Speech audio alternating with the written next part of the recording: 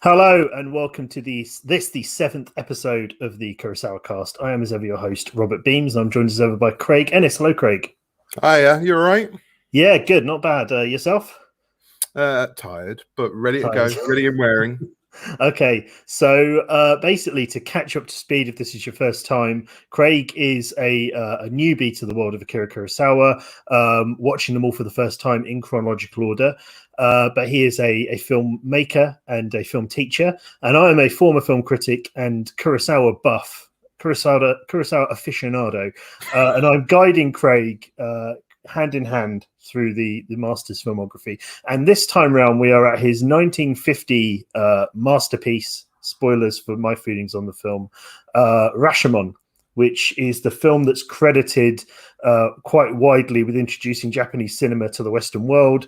It famously, I say famously within film nerd circles, not famous in terms of the man on the street, famously won the Golden Lion in the Venice Film Festival in 1951, also won the Oscar for foreign language film that year as well. So it sort of opened a lot of doors for Japanese cinema, and subsequently people like Mizoguchi, Ozu and Kurosawa's later films sort of found an audience in the West that previously was not really there for them. So as usual with this one, I'm going to do just a quick summary of the film. But first, I want to just recap what your sort of expectations were from last time round. Well, like I said, a little bit of a prediction about your sort of feelings going in blind. Yeah, well, like I say, this one was difficult to go in blind for. I've been deliberately restricting the amount that I read up about or read around during this podcast. I've obviously done a little bit of reading in the past through the degree and through teaching and just sort of being aware of film culture. Rashomon is a film that you can't get away from. I think I said at the end of last pod, it's the word, it's something that's actually broken out of just film parlance, and the Rashomon effect is something that's used to describe multiple subjective perspectives on lots of things, including sort of police investigations and things like that. So this one, it was really difficult to go in blind to, but I didn't actually know the story at all. So I had no story details. I realized when I started watching it that this is one Akira Kurosawa film that I have actually started to watch in the past. Okay. I had a copy of it. I had a DVD. And I used to rip my DVDs and put them onto my laptops because I used to work in London quite a bit, and I would watch films coming back and forward on the train. This must have been about 10 years ago or so. And I was long day at work, and Rashomon was queued up because I thought, I bet I should watch an Akira Kurosawa film. I'm almost 30 and I haven't seen an Akira Kurosawa film. So I queued it up, but it was a horrible winter's day and the rain was lashing down outside the train anyway. And as soon as the rain started falling at the beginning of the film, I got about 3 minutes into it and went, no. And I think I ended up watching some trash instead. Apart from being on the train, that sounds like ideal Rashomon viewing conditions, the lashing rain outside. Yeah, not after a long day's work. But yeah, I was kind of what I was expecting was a kind of almost like a portmanteau film where it's almost like multiple short films, variations around a theme, linked together with some sort of framing device. And spoiler alert, if you've not yet watched Rashomon, what you get is almost multiple short films linked together with a framing device, isn't it? Yeah, it is. I tell you, last time I hinted, now that you've seen the film, I can talk about it more openly, but last time I hinted that my expectations when I first watched the film weren't really met. And I'll go into a little bit about what those were. So basically, we're going to queue up our the synopsis, aren't we? We're really bad at that. I'm going to do the synopsis, but first I wanted to just say that when I first watched it, my expectation was that there would be you'd see the same thing a number of times, but that the differences would be more perception differences, words people interpreted different ways. It would hinge on slight different perceptions of the truth, but everybody would be kind of telling their truth, but that it would be just the differences in perception. And so I was really disappointed the first time I saw the film, because I ended up thinking that the different stories are so different to each other that at least 3 of the 4 people that tell a story are clearly lying, because it's so different, or maybe everyone's lying, or whatever it is. But it was it's something that in subsequent viewings I've gotten over that. I actually like what it is doing, and I think the best way of summing up what it does, because it isn't kind of, before I give the synopsis, it doesn't just give slight turn on events, it does give these massive different turns of events based on the same event that people are sort of trying to describe to like a local magistrate, isn't it? And the way that Donald Ritchie, the film scholar, film critic, who I've been looking at his book as well, we've gone through these films, the way he describes it is he talks about how the source, which is a short story actually called Inner Grove by Ryunosuke Akutagawa, which I actually read last night, and is really, I'll come to that later. But Donald Ritchie says the source is about relative truth, but Kurosawa wanted to make a film about relative reality. And that's a brilliant way of putting it, because that is what you see, really, isn't it? And Kurosawa talks again in his autobiography about how he wanted to show how people are so inescapably wedded to their perception of themselves and their perception of events that they create their own reality. And that's kind of what the film ends up being about. But as a synopsis, basically... Yeah, I was going to say, I feel like you've got a can of worms in a tin opener there, Rob. Should we go back to the synopsis? Well, yeah. So basically, the setup is... Kurosawa wanted to build a very big gate for a different film. He wanted to build a very big gate. And this other bloke had adapted this short story in a grove. And the short story in a grove is all of the bits you see, apart from the bits of the big gate, that's sort of the framing device Kurosawa devised that isn't in the original story. But basically the story is you get Takashi Shimura, who is this woodcutter here, alongside a priest who, the actor's name I can't recall right now, but he's also one of the Seven Samurai later, who's been in a lot of Kurosawa films. And it's, this Minoru Chiaki. I've got a cheat sheet. Perfect. Excellent. So you get Takashi Shimura as this woodcutter, and the guy that Craig just said as a priest. And they are on the steps of this massive temple gate.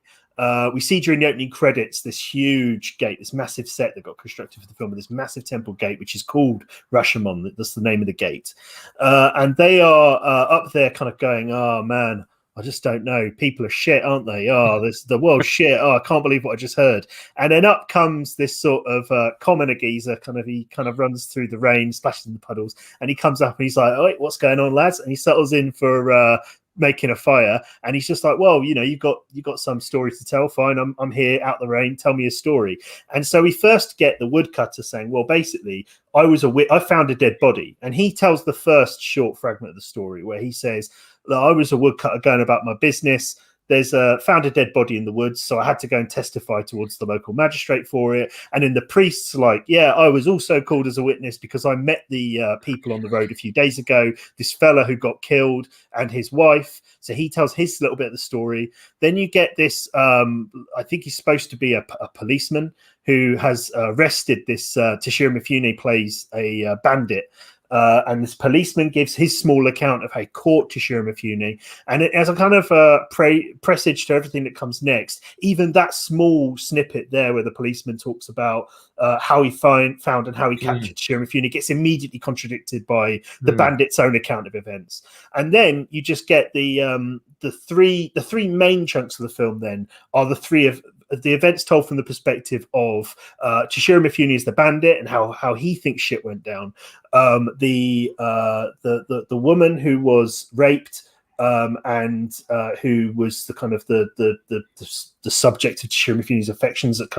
That's what this whole thing was about. She tells her version of events, and then after that, you get through a medium. The dead man himself gives his recollection of events, which is very funny because the woodcutter and the priest are in the background. They don't seem as horrified as maybe you think they would do.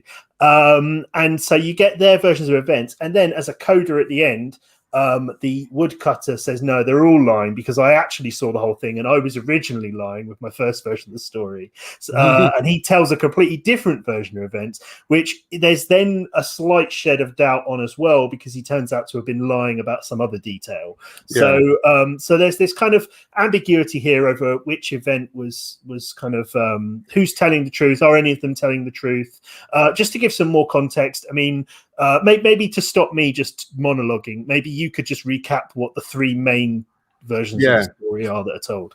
So essentially, there's a samurai and his wife who are making their way through the forest, going somewhere. Doesn't really matter where they're going, and Tajimuru, the bandit, Shiro Mifune's character. I'm going to be looking up here for my cheat sheet. Yeah. Sees them and like immediately is overcome with kind of lust and the desire to rape this woman. So he goes to the husband and says, I found this. He says he's found a cache of weapons or something like that. He's found swords and mirrors in an ancient grave or something. Basically, like in my notes I wrote that he says, no, trust me, I'm not here to I'm not a bandit, I'm a grave robber. Is basically speech, isn't it? Yeah. So he leads the husband off. She stays sort of kneeling in this woodland area for a little while with the light bathed upon her. He leads the husband off, tricks him, ties him up in this grove. He goes back to the wife, and then all of a sudden kind of decides that actually what he really wants to do is not just sort of rape the wife, but he wants to rape the wife in front of the husband as a power thing. So he takes the wife up to the grove as well. There's the assault, and then that's kind of that's the point really where the stories start to mostly digress. After that, events happen that lead to the death of the samurai. That's interesting because you say that, because those events there don't get retold so much, do they, in the other stories? No. It pretty much, like you say, diverges from this point on. So what happens next in the Bandits version of events? Yeah, I mean, I quite So the Bandits version is that. So the Bandits version is that is that he starts to force herself upon her, but she's overcome by his raw sexual power. His raw sexual power, and succumbs rather than is taken by force. I will say, I mean, before we talk about the rest of this, I will say that the sexual politics of this film are pretty abhorrent, actually, in this day and age, and the kind of the ideas of women, virtual and sexual assault. But it's in context of not only the time it was made, but the time it's set. I think, there is, and also the nature of the narratives and the unreliable narrators as well. Exactly. So the thing is that you're right. Like the Toshiro Mifune version of events does show this woman kind of like straw dogs, kind of turning into like that's his version of events. But I think across all three versions of events, we'll come to that. It's not, it's but anyway, so she's overcome, and then at the end of it she sort of says, well, now I've been known by two men, I can't live with this shame. You two must fight to the death. One of you has to die. One of you has to die, and I'll go with the winner. And Mifune nobly frees the husband, and they have this epic battle where they fight bravely, both of them, and cross swords 23 times. And he emerges. Which he remembers because no one's ever crossed swords with him more than 20 times before. Emerges the victor, and then I can't remember. Does she run off at the end? She's not there anymore. So his version of events is obviously it's supposed to be completely subjective, where any of them could be true, none of them could be true. There's probably threads of truth for all of them.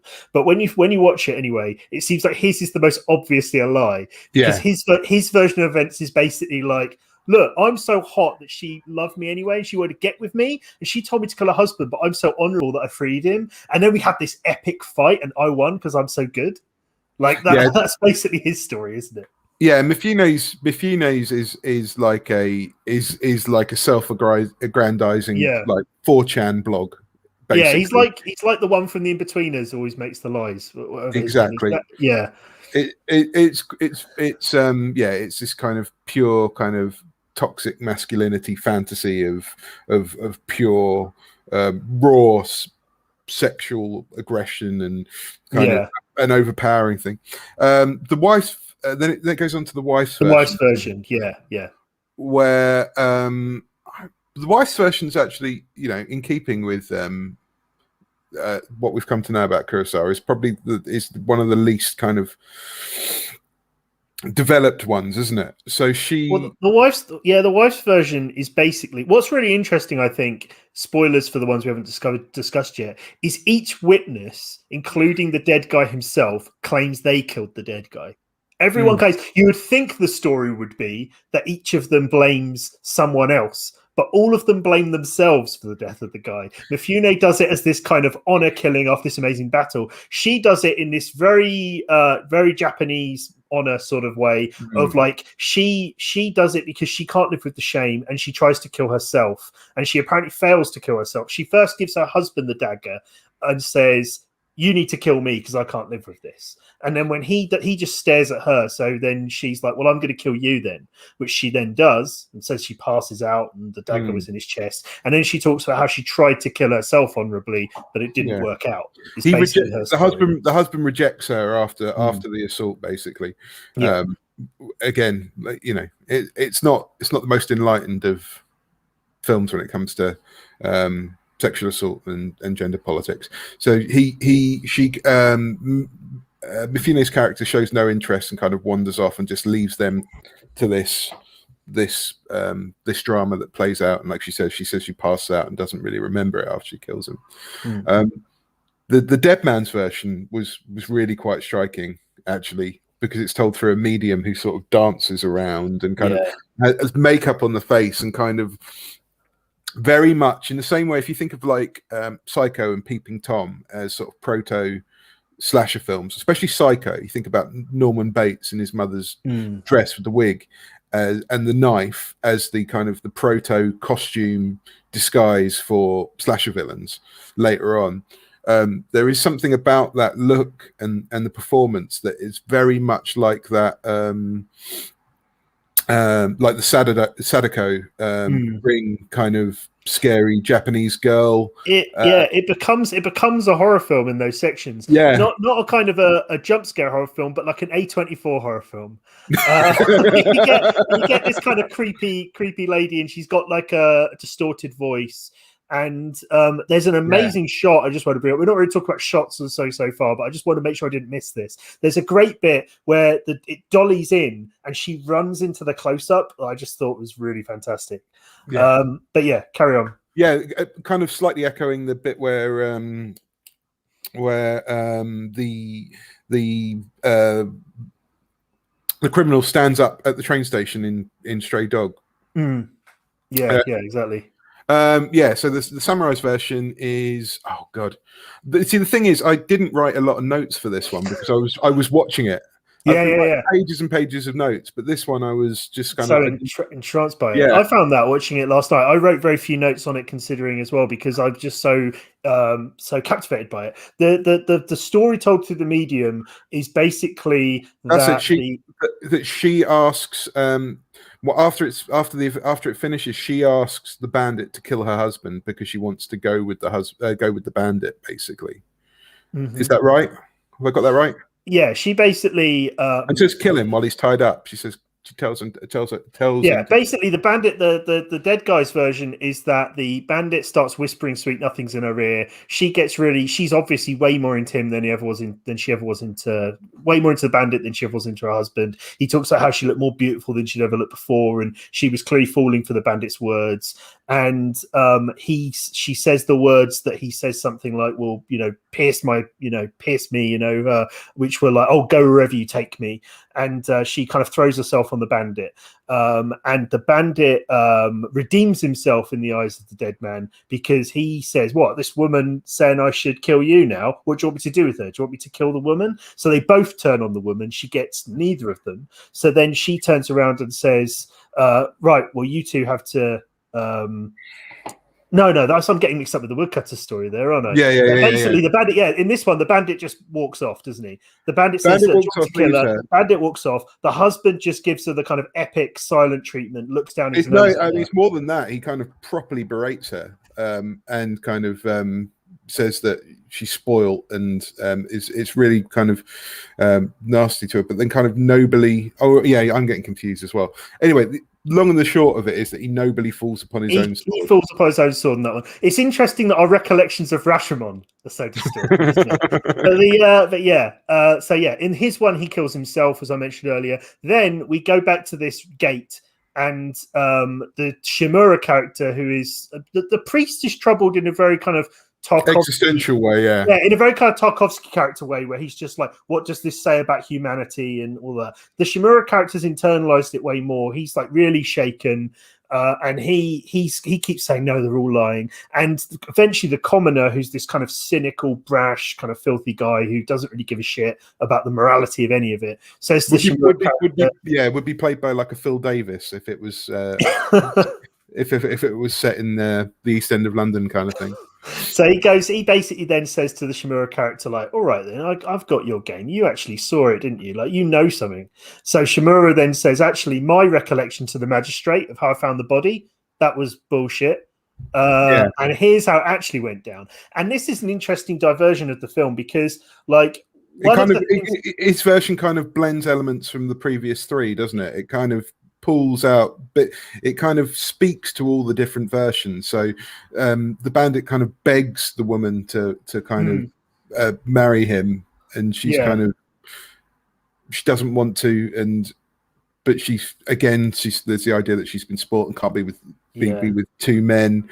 The husband rejects her. They do have a fight. Like all of these different elements come in. It's pathetic, and what I kind of figure, this is kind of coming in editorializing a bit here as well, but like the film is supposed to be ambiguous. I think the film is supposed to make you question all the events, but I definitely feel this is the one that's closest to actually happened, just simply because everyone looks like a dick in it. And it seems to be that the main thing throughout the other three stories is a certain amount of pride, right? Yeah. All of them wants to come out of it looking like they did the honorable thing, or they tried to do an honorable thing, and they're super great. Whereas the Shimura version is more in keeping with Kurosawa's general sort of slightly nihilistic brand of humanism, that is that everyone's a bit shit, really, and there's a kind of a lot of human frailty, where suddenly, it's the version of events where no one's covered in any glory. At all. Yeah, everybody in their own version does exactly the right thing within their own kind of. They're an idealized within their own version. Code. Yeah, within their own code, they do the absolute right thing. Like they play every part of it perfectly within their own version, within their own code, within their own set of values. Yeah, exactly. And so, but then, like I say, you get the rub there at the end where it's revealed that the Shimura character actually stole this. There's basically the woman character. What's the name of the actress? You look at your cheat sheet. Yeah, sure. Look at the name of the Machiko Kayo. Yeah, who's absolutely fantastic in this, and she's also fantastic in, I think it's a Getsu Monogatari, a Mizuguchi film. But basically, she's got this dagger that in the very first story, the bandit talks about having this pearl inlay, but it's set up that no one's been able to find it since, right? Because the bandit says, because they ask him, well, what happened with the dagger? And he's like, well, with the pearl inlay, that was my biggest mistake. I didn't steal that. That would have been worth some money. And they've all got kind of a reason, like the husband through the medium talks about how kind of in the afterlife the dagger was like removed from him, and it kind of gives a spiritual reason why the dagger's removed. And the woman talks about, what does she say about the dagger? I think she loses it or something. Well, she blacks out and can't remember how she blacks out, can't remember where the dagger was exactly.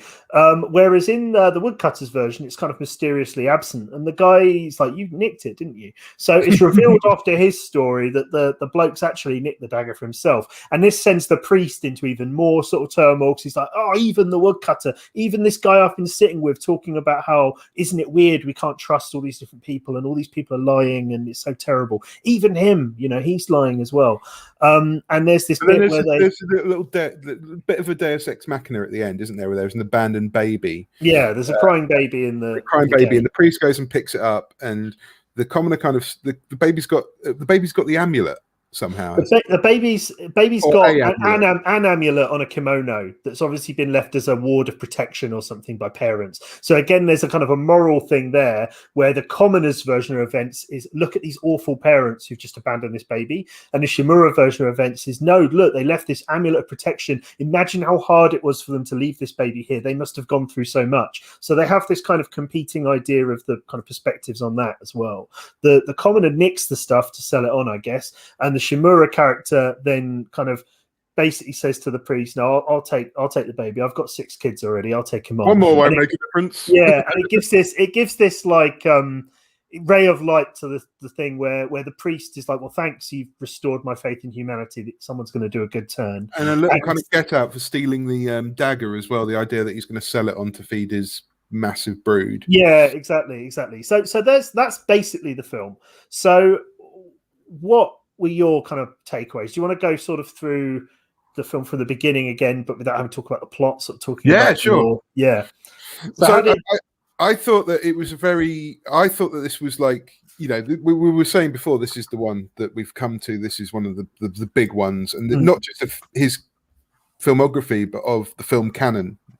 This is a major piece of film history, this film. Or at least it has the reputation of being. I hadn't seen it.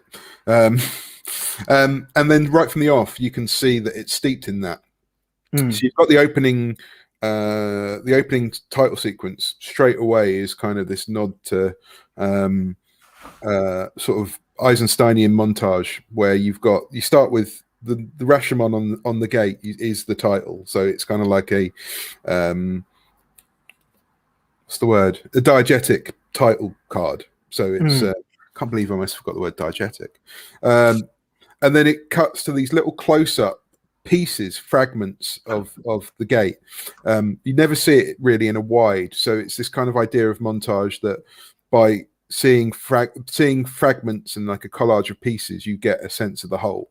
So like thematically, the whole film is set up within the title sequence. The idea that you're going to see little pieces, and it will give you a sense of what the whole thing looks like without ever seeing the whole thing.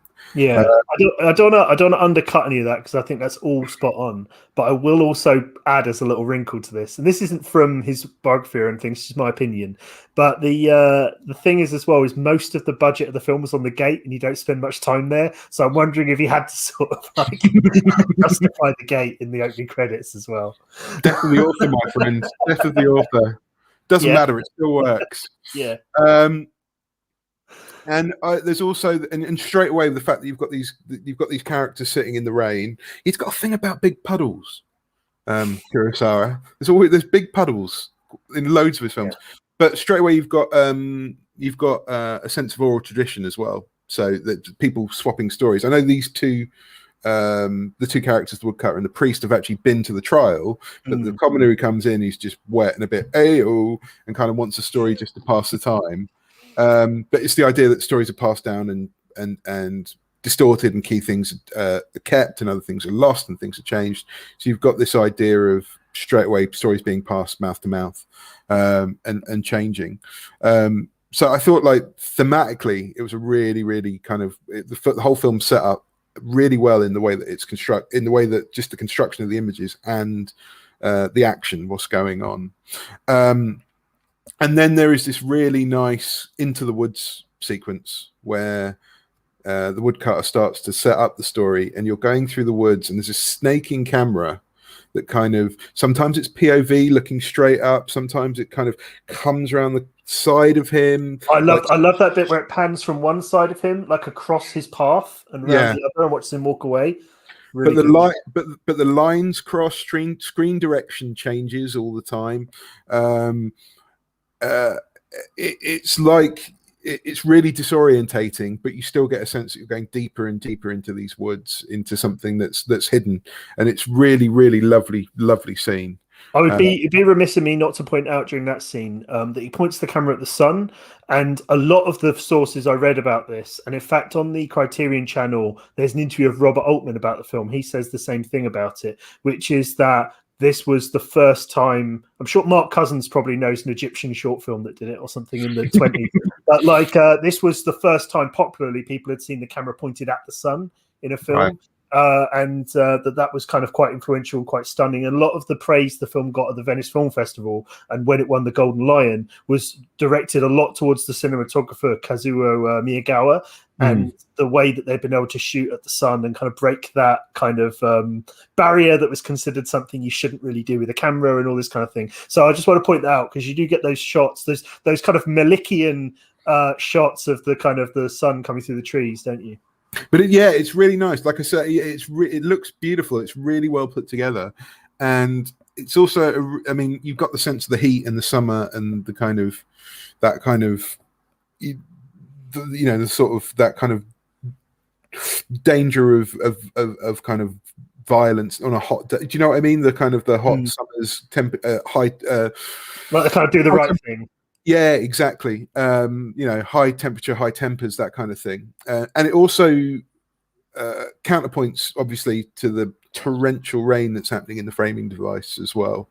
So it's a nice kind of clear difference. So that whole system works really quite nicely. And then you've got the clues. So you see the hat and you see the rope, and then you see the body with the kind of distorted hands. You don't see the body. That shot's incredible, isn't it? Because I've never seen a body discovered in a shot like that before. Where, you've got the kind of rigor mortis hands like reaching up in the front of the frame, and you're not really looking at the body. You're watching. Well, you kind of can see the body because you can see the hands, but you're looking at the woodcutter's reaction to the body with the hands in the foreground. It's he composes such an amazing frame, and in fact, one of the things that he talks about in his biography with this film and that Richie talks about in his book is the fact that Kurosawa sort of wanted to go back to silent cinema and tell the story more as much as possible without words and without dialogue and through images.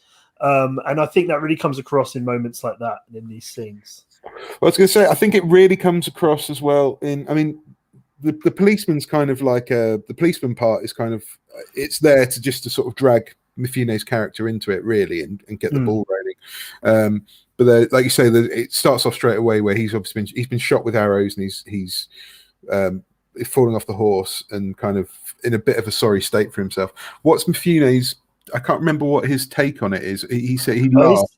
Yeah, basically the policeman says he says I didn't get shot and fall off. I was drinking spoilt water and I needed to shit myself. Basically, because the policeman's take is obviously he's been thrown from his horse and injured, and exactly. Mifune claims that a venomous snake was upriver or something, and that he got poisoned, which again sounds like a blatant lie, doesn't it? But, who am I to judge? But he comes in and he's got this. I mean, everybody's got a bit of an OTT performance here, but Mifune's like this snarling, animalistic, laughing, kind of really physical presence to it, and he's he's sort of in rags and kind of loose-limbed and kind of, but he's kind of force of nature. It's a pantomime performance, but it's one that he really commits to, like almost like what people do with the Joker or something like that. It's this kind of very physical, over the top performance that's all bluff and bravado and bluster. It's interesting because when there's a little bit more context on this film in terms of the critical reception in Japan when it was released, because generally that's something I can't find any reference to. But because of the fact the film was very poorly received critically in Japan and apparently was never really well regarded in Japan until decades later, there's a lot written about that in Kurosawa's autobiography, kind of bitterly, and also in Donald Ritchie's book about the critical reception in Japan at the time and how it differed from the perception of the Western world. And apparently Mifune was roundly panned for his very exaggerated performance. But I would say, and okay, like we're obviously missing something in the actual language and the way the words are being spoken and all of that, but I would say this is one of his absolute best performances, particularly the sequence. The thing that always stays in my mind is if you jump forward to is it in, I can't remember, it might be in his version of events. There's one of them where he is so animalistic, he's almost like a jungle cat, the way he's kind of moving around. And he does seem, like you said, animalistic. He just seems like some sort of force of nature. He seems like something that's come out of the jungle to, malicious spirit or something. And I think it's absolutely amazing performance. Like images from his performance. There were so many bits where he was in kind of medium shot, snarling and smiling and smirking. And almost every other frame, I thought, I'm pretty sure I've seen that paused as a screen capture before, like that exact shot. Like every other shot of him in this film is a screen capture somewhere. It is the first. It is ham. There is a lot of ham here. Yeah, but it's when ham lands, it lands. This is the first film I've seen where he's not outdone by Shimura. Yeah. Like Shimura. Admittedly, Shimura's got a hell of a lot less to do, and he does it very, very well in the way that Shimura always does. But this is the first film where he's not. It's a show, isn't it? Yeah, it's a show. Whereas even in Drunken Angel, where he gets to really ham it up, I think Shimura is still kind of almost like the moral center of the film, isn't it? He kind of pulls you into the kind of middle through line of it. Yeah. But yeah, this is absolutely, I agree. There's also this. There is one slightly clunky device. It's not full on sort of fourth wall breaking, but it's kind of like, it's pushing the fourth wall, where when they're in the magistrate's gardens, you'll have somebody sitting more or less in this frame that we're sitting in now, and with the others in the background sort of waiting their turn, and they're talking to the magistrate. So it's almost like, the audience is the magistrate. It's kind of it's a bit of a obvious device. It works quite nicely stylistically to break things up, but there is this thing going on where they basically you don't hear the magistrate, so they always constantly have to repeat the question. Where's the dagger? Yeah. That sort of thing. Which I like. I really like stylistically. You never see them. They're kind of in a film that's this pared down and this sparse in a lot of ways. It's got just a few actors, and all of those actors are kind of key players in kind of relating the story. And it's only got a couple of locations really. And so the idea of just kind of not having, like, you don't see anyone in the story who doesn't have some sort of point of view or perspective on the story, right? So I guess the magistrate doesn't really fit as a character, but it's an interesting choice, and I think it works really well. One thing I wanted to mention, I'm just looking down my notes here. One thing I really wanted to mention is during the woman's version of events, the camera moves like a dance. Like she's the dance part. I don't know if that's something you sort of picked up on, but for me, like she really moves in sync with the camera, moving around her husband's body and to and fro with it, and it's always perfectly sort of kind of matching up with her and moving around in this way that was almost like a dance between her and the camera, and it becomes this very balletic movement during those sequences. Richie talks about how this has more cuts than any Kurosawa film, how the shots are shortest in this film, and how he moves the camera more in this than in any other movie. And that's all true, I would think. But there's great variety to how he does it, because it's certainly more frantic and action oriented in, for example, the Bandits version of events. Then, like I say, it becomes a dance in her version of events. Yeah, and then the woodcutters. The woodcutters is, there's a lot going on, especially in the fight, but it's much more kind of played out in a wider shot where the camera kind of pans and follows it, but it just kind of the camera becomes much more passive as the woodcutter, who's obviously not got any real stake in the story apart from steal the dagger at the end, become, like you say, it's the most believable. And it seems it's also got the most passive camera, so you've kind of got this kind of sense that you're just observing at that point as well, because there's no reason really until the dagger thing revealed to not believe him. So I think you're kind of conditioned to sort of take that in at the end with that version of events, up to a point, obviously. Yeah, absolutely. So was there anything else in terms of the kind of filmmaking and the stylistic choices during those stories you wanted to point to before we sort of move on to some of the context gubbins that I like to come into and the Kurosawa autobiography words? Not really. I mean, thematically, I want to talk about legacy and some of the other things later after we've gone through some of the gubbins. But I think I didn't pick up on the balletic stuff in the wife's story. The samurai story is much more interesting when it's on the medium than actually back in the back in the woods. I was gonna say, like one of my favorite films of all time, like one of my top 5 films of all time is Casablanca. And there's this great thing about Casablanca where Ingrid Bergman and Humphrey Bogart are amazing and they've got this charisma and all this energy. And then there's the third bloke whose name I can't remember, the actor, you know, like the other guy who's Ingrid Bergman's dude she's supposed to laugh with at the end. He's kind of dead air. He doesn't really offer anything to the triangle. And I feel like it's kind of the same in this one. I'm not going to call it a love triangle because obviously it's a horrible Yeah. sort of, rape in the woods. But there's obviously a lot of charisma and magnetism and excitement in the other 2 performances. Like we talked about Mifune, but also the actress whose name's escaped me again. Can you recall it? From my cheat sheet. Machiko Kayo. Okay, yeah. Her performance is the equal to Mifune's in terms of it going all over the map, in terms of it being like snarling, kind of recalling or foreshadowing kind of what his Kurosawa's Lady Macbeth is like in Throne of Blood, you know. Yeah, I mean, she's kind of that. She's also the kind of the meek, demure woman. She's the kind of quiet, beautiful wife. She does all this stuff. Whereas the other guy, the samurai, he is no fault necessarily the actor. He's the guy who just sits there, kind of staring at stuff. Literally, like there are parts in the story where he sits there staring, tied up next to a tree, and he's a costume, basically. And like you say, Caillou is given stuff to do. You know, you might not agree with the logic of the character and what she's and agree with what she's given to do, but the stuff that she is given to do, she does brilliantly. But anyway, let's dig into Richie, and this is the end of our Kurosawa biography journey as well. It is. I just want to say one more thing actually, which is to notice that in the woodcutter scene, the kind of version of the fight you see, because in the version of the fight you see in the Mifune's bandit scene, it is this swashbuckling Errol Flynn Robin Hood jumping up, and he's swinging off tree branches and jumping onto the banks and plowing around laughing, and they're crossing swords all these times. And then in the woodcutter, 23 times. And in the woodcutter's version, I've written here comparison to Drunken Angel and Stray Dog. You probably know exactly what I mean. Yeah, they're terrified, they're trembling, they've got no skill. There's a bit where they cross swords once and then run away from each other.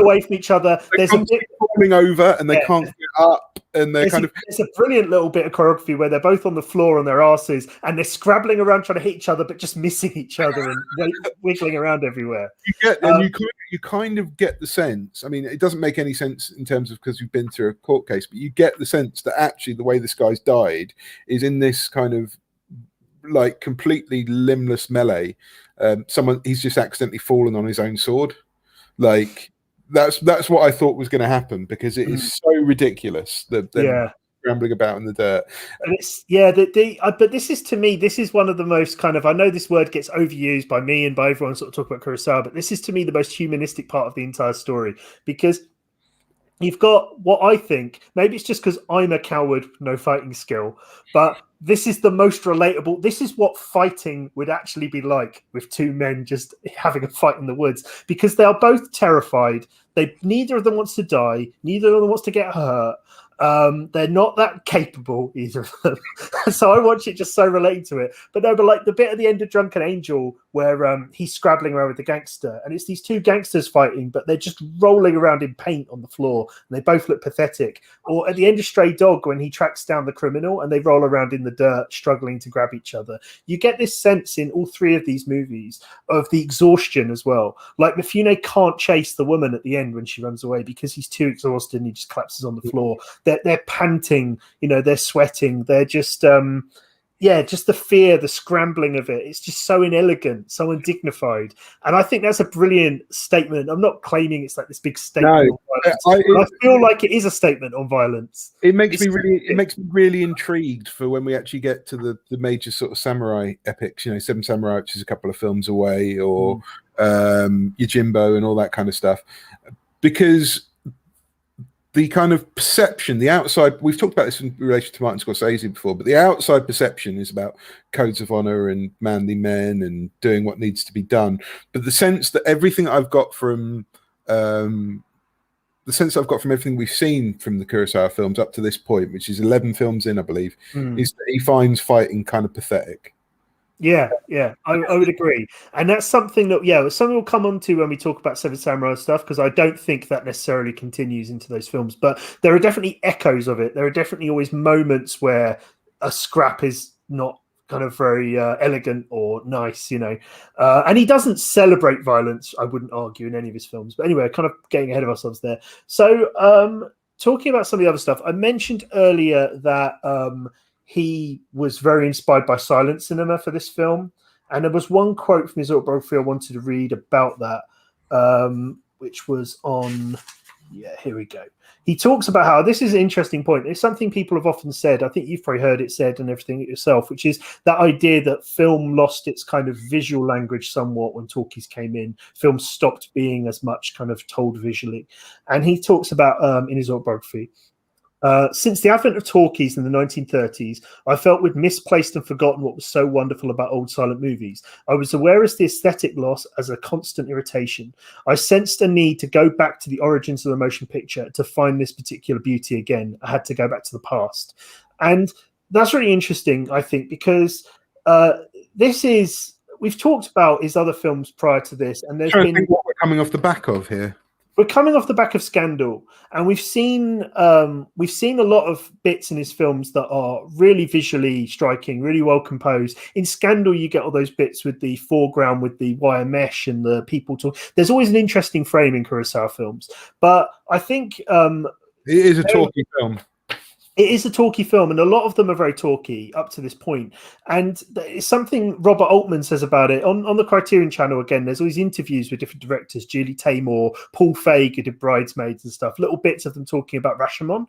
And Robert Altman's one is really interesting. And he talks about how one of the reasons he thinks Rashomon caught on the way it did in the West, and so many people watched it, is because it isn't really a very talky film. It's a silent film. And you can watch the whole thing without the dialogue, really. And the whole thing makes sense because of the visual grammar of it. And he talks about how the dialogue in the film really only serves almost like intertitles to just thread the story along, doesn't it? Like the dialogue's very descriptive of like, oh, so then what happened? Well, then this is my story, and then you'll watch the story unfold. I think that, and it that comes out in those big visual. None of the performances are naturalistic, and it comes out especially amongst the sort of three people within the story who are asked to do it differently 4 different times, and their performances always change physically within those 3-4 different tellings as well. Yeah, exactly. So it's not just the frame. There is physical acting as well that tells the story as well, I think. Yeah, absolutely, I agree. And then you also get, I just wanted to end with the most Partridge bit of the chapter for Kurosawa. It's not like it doesn't hit the heights of some of his earlier Partridge, but just there's a little bit of Partridge in here when he's complaining about how he says later Rashomon won the Academy Award for Best Foreign Language Film. Japanese critics insisted that these 2 prizes, he's talking about the Golden Lion earlier in the chapter, that these 2 prizes were simply reflections of Westerners' curiosity and taste for Oriental exoticism. Something Ritchie also talks about in his book is that's the kind of long-term view of the success of this film in the West, that it's just Western fascination with Japan rather than the film itself that the people are interested in. So taste for Oriental exoticism, which struck me then and now as terrible. Why is it that Japanese people have no confidence in the worth of Japan? Why do they elevate everything foreign and denigrate everything Japanese? Even the woodblock prints of Utamaro, Hokusai, and Shirako were not appreciated by Japanese until they're first discovered by the West. I don't know how to explain this lack of discernment. I can only despair at the character of my own people. That's how he ends his book, by the way. That's how he ends his book. That's like, basically, that's the last chapter. There's an epilogue afterwards, but that's the end of the last chapter of his book. Further people who have wronged me. Exactly. I do wish we had that one. He talks, I'm going to go slightly into his epilogue after that, because he talks in the epilogue about how the reason he doesn't, because I said in the very first episode, there's been speculation over the years about why he ends his autobiography with Rashomon. I remember an interview with Alex Cox, who made a documentary on Kurosawa I've always wanted to see, called The Last Emperor, I think, but I've never been able to watch it. But Alex Cox... I deliberately didn't watch that the other week. It was on Sky Arts. Oh, I'd love to see that. So Alex Cox he says I remember an interview with him where he says he thinks the interview stops then because Mifune and Kurosawa fell out like later in Kurosawa's life and they stopped working together after the film Redbeard, and how he attributed it to maybe Kurosawa not wanting his career being so closely entwined with Mifune's career that to the rest of the book would have been so much about Toshiro Mifune that he didn't necessarily want to tackle it. I think that's wrong because the last 5 films have all been with Mifune already. I'm actually more inclined to believe what Kurosawa says in his epilogue, which is that he kind of reflects on the whole book post Rashomon in the epilogue and says, my account's bollocks. He basically says, after I made Rashomon, after I've passed through the Rashomon gate, he says in his book, I can't help but see that this is my own account of events. And that everything I've written here is tinged with my own prejudices and my own idea of my self-image, my own ego. And everything I've got to say is probably completely wrong. So I can't really talk about anything else post Rashomon without this kind of in my mind. So you're just going to have to let the work speak for itself. It's basically what Kurosawa says about it. And I think that's sort of an interesting idea. And kind of considering how, that's really nice because that is both kind of, it's kind of a acknowledgement of his partridgeisms. And simultaneously, a massive self-aggrandizement about the importance of his own work. It is. I also wanted to put it in there that I've been quite critical of him personally, like through his autobiography during this, like laughing at things he said. He does come across quite reactionary, does come across quite bitter. So it's nice to see that kind of as well, that sort of self-awareness there as well, and that he comes in at the end and does say, "Look, I know I've probably." Not being completely 100% on everything here. I just want to mention this for the podcast version of this, when that eventually goes up, this won't be relevant. But as we're doing the live YouTube broadcast at the moment, we've actually had a comment from Dennis at 40 Projector, who I do another podcast with called the 40 Projector Podcast. So hi Dennis, and sending all my love your way. Thanks for your comment. He says fighting is for losers. Love from 40 There we go. So basically, yeah, that's what Kurosawa's side of things is. The Ritchie side of things, I've already kind of covered. One of the things in terms of the shortest, the most, the mobile camera, the shortest cuts and the shortest takes, and this kind of thing. One thing I did want to mention as well from his book was that he talks about how the filming was done in like 2 weeks, which I just think is insane considering how great this movie is.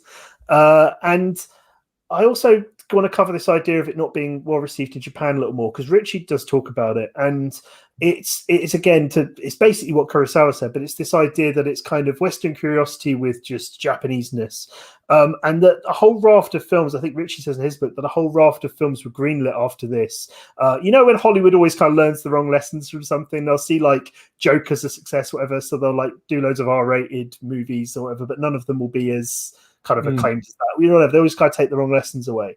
In the same kind of way, Japan started producing lots of movies that they were aiming at the West that were just supposed to be about the kind of exoticism of Japan. None of those did well at all. Like, no one gave a toss about them. But something that's kind of interesting, I think, as well, to kind of round up this out, is that Rashomon kind of saved Kurosawa's career, its reception in the West, because it wasn't a flop in Japan, but it didn't do amazing, and it got really bad reviews. So Daiei, who he was working for, this was his last film away from Toho, I think, because he had that break from Toho after the kind of Toho strike, and then he made, I think it's like 4 or 5 films now that we've covered that were away from Toho, this being the last of them. And after this, Daiei rescinded the offer of him to make another film with them. They weren't too interested in it. The president of Daiei, he writes a bit about it in his autobiography, the fact that the president of Daiei was very fond of talking about the films that the studio made as if he had personally made them. He was very sort of an American Hollywood cigar kind of Hollywood producer who would sort of be talking about his pictures and everything. And he talked about how he didn't understand this film and he really distanced himself from it until it won the Golden Lion. And then he talks about how it was all his idea and it was his film and he loved it. But basically what happened is they completely disowned him. They completely didn't want to make another film with him. He then went and made The Idiot. No, that's his last film outside of Toho, actually, because I think he made that for Shochiko. So he then goes and makes The Idiot. The Idiot is critically panned and commercially does not well at all. And he had a horrible time working with the studio on it. That film's got like 4 different versions. It's like a Ridley Scott film in the sense that it got cut to hell and then there's like director's cuts and all this kind of nonsense. So after that, he couldn't get work. Like, people didn't want to work with Kurosawa. And he talks in his autobiography about how he'd resigned himself to just, he talks about eating cold rice for a while. He said about how he's going to eat cold rice for a while and go fishing because no one was going to want to work with him and he wasn't going to be able to make another film. And it's after The Idiot comes out and does poorly is when Rashomon gets shown in Italy, in Venice. And it's when it starts to pick up steam. It's when it starts to get shown in the US. It's when it starts to kind of go out around the world. And it's following that reception of it abroad that he suddenly gets the interest at home to then make Akira, to then make Seven Samurai. So it's kind of interesting the way that it sort of saved his career as well in Japan because of its Western reception. Yeah. I mean, you know, it's clear. I mean, it's clear that just like the kind of the tendrils of this and how influential it is. It's like I say, the Rashomon effect is a phrase that's used outside of film. The night before, I watched this last night. The night before, I watched Palm Springs. Okay. And you know, this is the idea that events are in films. It's obviously something in like it's in detective films. You revisit things and get new clues, but like the time loop film comes from the idea of Rashomon, Groundhog Day, Palm Springs.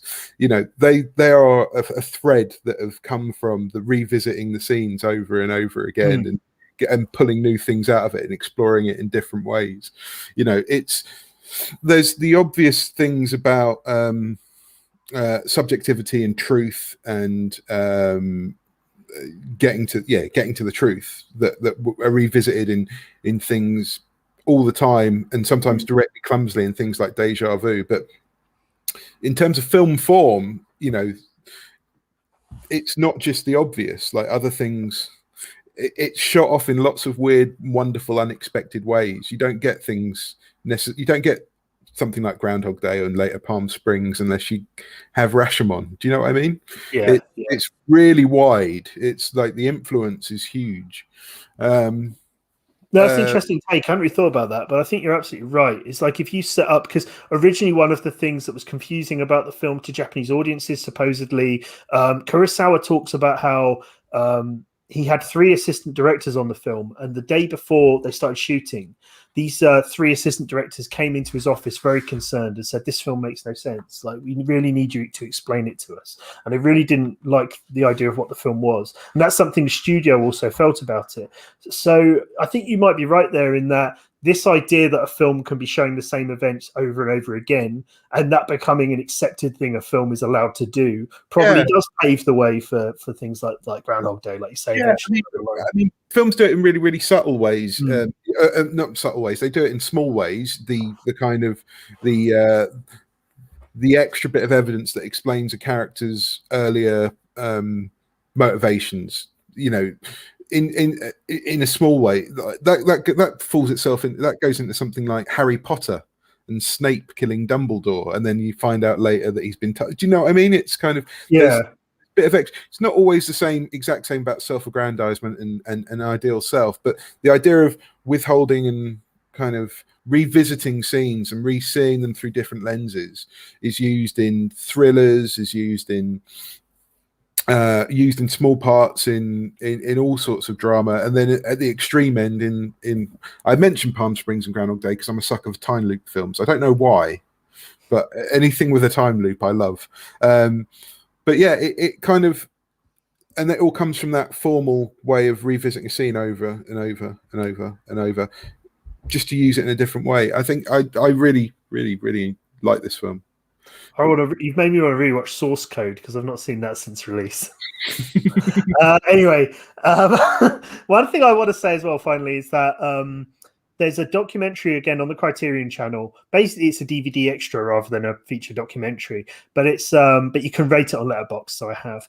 But it's called A Testimony as an Image, and it's basically from 2012, a bunch of the surviving crew from Rashomon, just in a room, being with the Golden Lion and the Oscar behind them. So it's obviously in some sort of I don't know, some sort of institute that they're filming it, and it's all these people sitting around in a semicircle on little chairs in a room, bottles of water at the base of the chair, you know, and they're being asked their recollections, and they just have this kind of freeform chat. They just chat amongst themselves, and it's what's really lovely about it, there's not any amazing revelations from it in terms of the film. Like, I mean, I could tell you a few things, like, you know, they had 5 fire trucks on set, which they were using for the rainfall. And there was a massive fire at the studio, which would have destroyed the film and lots of other films. But because they had all these fire trucks assembled for the shoot, they were able to put out the fire before it destroyed everything. So things like, there were weird little things like that about the movie, and you get some other stuff about how difficult it was to get a lightning strike to go on the temple using these 2 exposed bits of copper wire to make a spark, and what Kurosawa's demands were on this guy. But all of these little elements. But what's really lovely about it, really interesting about it, is because Kurosawa's dead, because the composer's dead, because all the principal actors are dead, the survivors who are in this film are people you never hear talk about movies pretty much ever. So you get like the script supervisor, she's one of the main people on the film, the assistant cameraman, the guy who edited the trailer. Like, these are the people who are like assembled around talking about the movie. One of the assistant directors, I think, is there. And you get these people, camera operators, one of the guys who worked on the visual effects, and they're all the people assembled in a circle talking about the film. And so it doesn't really have anything mind-blowing for me to share now about Rashomon specifically, but it's worth a watch just to see these people reminisce warmly and talk about their experiences on a movie coming from a completely different perspective. It's interesting as well that the script supervisor, who's in keeping with the time, like, as a woman, like, I think women were always script supervisors, weren't they, back in the day? And she is she's like still being a script supervisor during the whole thing. Like, she's the only one with like a pad in front of her, and she's kind of correcting people and kind of making sure everyone sort of gets their story straight. And that's quite funny. But yeah, really, really interesting as a curio about movies, I guess, and about a certain era of movies, just hearing these people chat. It'd be nice to see that sort of camaraderie all those years later, like an old group getting back together. And there's a kind of a little, they don't really play it up because it's not really a film. You know, you can imagine if it was like a proper Netflix documentary or something, this would be like the point of it. But there's almost like a little Rashomon effect going on in the documentary because it's so far removed and these people are all very old. They differ as well, obviously, on their recollections of events. You'll get one of the assistant directors saying, "Oh, I remember Akira Kurosawa. He really got on with this guy," and then the script supervisor going, "No, he hated that bloke. He just hated, never liked that bloke. He never liked him for the rest of his life." You know, it's kind of like. I'd like to think there was a couple of people in that room. I haven't seen this, by the way. Just to read, I'm deliberately not reading around any of this to try. But I'd like to think there was a couple of people in that little kind of. In that kind of little semicircle, who were like deliberately misinforming, just in keeping with the theme. Yeah. So I'm going to share again for the eventual podcast. This doesn't really make any sense, but I'm going to share my screen for what we're calling high and low, which is where you've been ranking the films on a grid of enjoyment versus appreciation. At the moment, it's a fairly linear line. I don't know if we're going to continue that trend. So where do you put Rashomon on this so far? Is it top right corner, or are we kind of straying more towards appreciation, more towards enjoyment? It's difficult to say about enjoyment. Enjoyment was working up until now because there's different, I can't remember the name of the theorist, but, the idea of pleasures, like I had I found Scandal last week quite fun. And I'd say it was more fun experience than watching Rashomon, which was more of a chin strokey enjoyment. So the enjoyment scale has got, I think we've found some limitations of it, but I would say Rashomon. Are you going to say down here then? No, not at all. It's just a different. Okay. Scale. Maybe it needs to be color coded. maybe I do need to change the axis. I'll change. I'll work on it. No. It doesn't need changing. Rashomon is up above Scandal. It edges Stray Dog on enjoyment, but probably comes along one in. It's just off the top. It's not 100 on each, but it's just off. Just off the top of enjoyment, but at the end, right at the end of appreciation. Okay, I'm going to I'll move it down slightly. Then I'm gonna rejig this because at the moment, like I say, it's quite a linear line. So I'm going to rethink the enjoyment, and then we can adjust the scale. Because at the moment it is just kind of seven. I know I can already see in advance like Seven Samurai is going to be up here, and it's just going to keep going up that way. So okay, interesting. I don't know. I don't think we're going to have any problems next time. To be honest, I'm not. I'm not anticipating the idiot to trouble the top right-hand corner. No. I've the idiot. So yeah, let's talk a little bit about expectations for the idiot. The idiot's another one where I've only seen it once, and that was a while ago. Something that's interesting about the idiot, and this isn't context that's going to spoil anything for you, is the fact that when it originally was cut together by Kurosawa, I need to check the facts on this, but I think it was more than 3 hours long, possibly towards 4 hours long. There was like an original version that was massive that was shown at like a premiere, I think, and then that got gutted by the studio and taken right down, and none of that footage exists anymore. It's all been lost. So the thing with The Idiot is it might be this great masterpiece that we never get to see because a lot of the footage is gone, but we have what we have, and this is kind of the studio. This is almost like the studio version of Brazil or Blade Runner being the only version. I was going to go with the Magnificent Ambersons. Yeah, exactly. Exactly. So yeah, it could be a bit of an Ambersons situation. But yeah. So what are your expectations? Have you read any Dostoevsky? Are you familiar with The Idiot? No, I am not one for the greats of Russian literature. I've never, in fairness, I've never really tried. It seems like a lot of effort.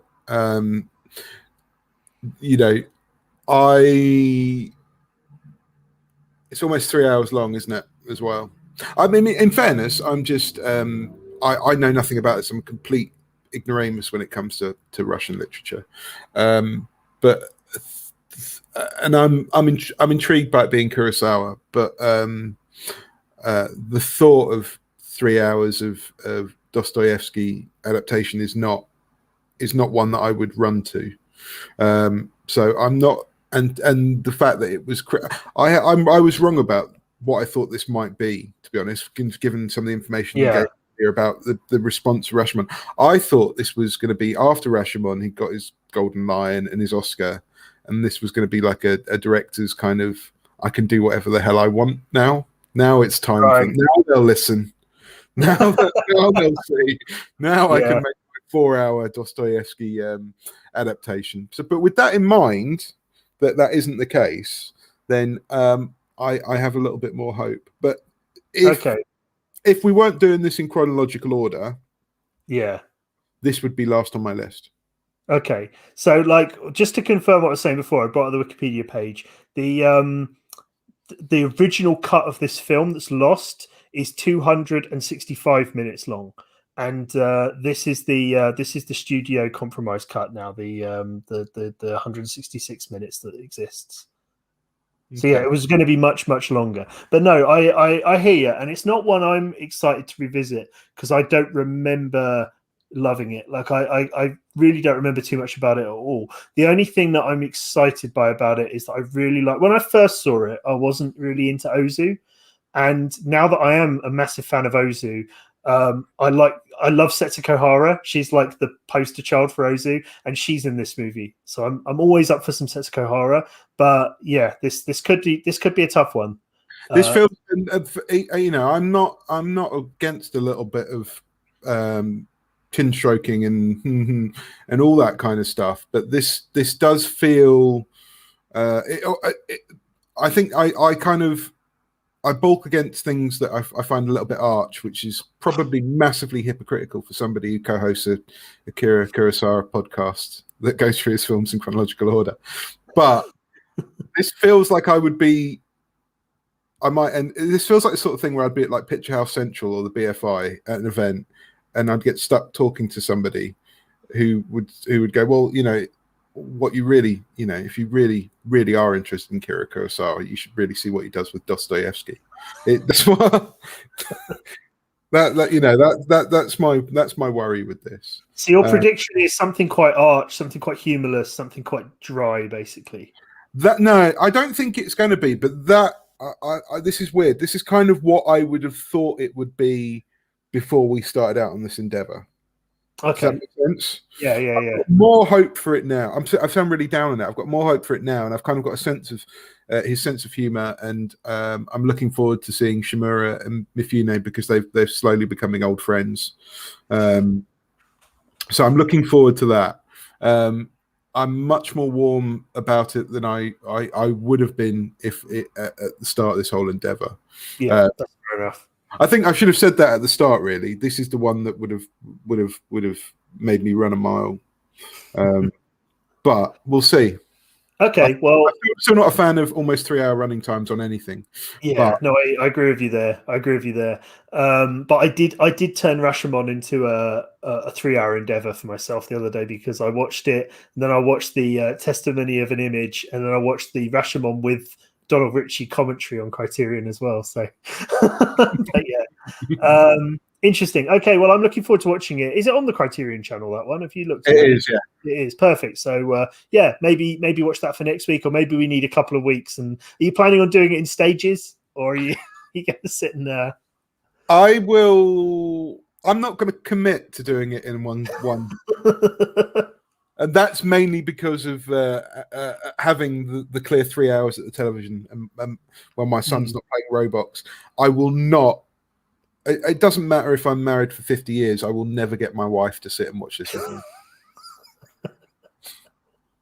Okay, no, I'll be watching it with my wife, but she's a bit of a weeb, and she loves Toshiro Mifune, so yeah, that'll work. She also loves Russian literature as well, so she's going to have an element to this that I won't understand, which is good because I can ask her about it. But anyway, all right then. Well, we'll see you next time for The Idiot. Thank you very much for listening or watching on the YouTube channel, and thanks Dennis from 40 Projector for your nice comment. And we'll be seeing you shortly. Bye. Bye-bye.